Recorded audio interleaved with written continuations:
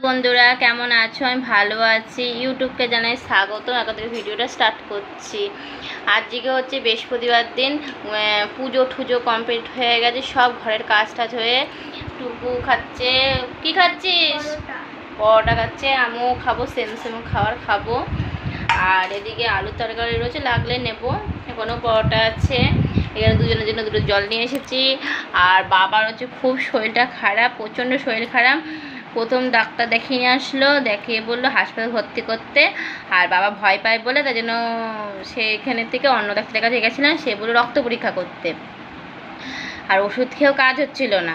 দিয়ে কালকে হচ্ছে সাদা হয়ে গেছিলো। সাদা হয়ে যাওয়ার পরে বুকের যন্ত্রণা করছিল, কেমন করছিল। তারপর রাত বিরাত কী হবে না হবে, তার জন্য ডাক্তারের কাছে নিয়ে চলে গেলাম হাসপাতালে। ভর্তি করে দিয়েছিল।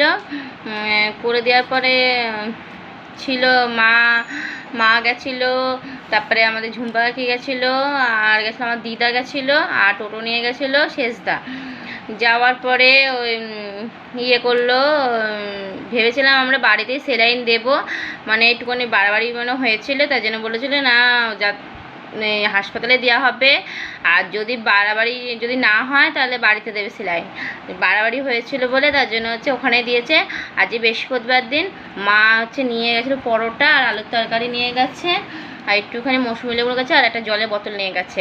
আজকে বাবার পরীক্ষা হবে, তারপর আসবে।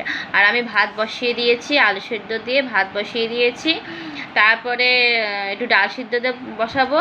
আর তারপরে মা হচ্ছে বাজার থেকে একটু চপ নিয়ে আসবে, এই খাবো। যখন যেমন তখন সবাই খেতে হবে, তাই তো বন্ধুরা? এখন আমার বাবা হাসপাতালে ভর্তি রয়েছে। তোমরাও ঠাকুরকে ডাকো, পে করো, জানি আমার বাবা সুস্থ হয়ে বাড়িতে ফিরে আসে। তোমরাও পে করো, জানি আমার বাবা সুস্থ হয়ে বাড়িতে আসে। ঠিক আছে? এই কামনাটাই তোমরা করো। আর আমার বাবার জন্য একটা করে লাইক, শেয়ার, কমেন্ট, সাবস্ক্রাইব করে দেবে, জানি আমার বাবা সুস্থ হয়ে জানি তাড়াতাড়ি বাড়ি ফিরে আসতে পারে। একটা লাইক, কমেন্ট, শেয়ার করে দেবে। ঠিক আছে? দেখা হবে নেক্সট ভিডিওয়ে।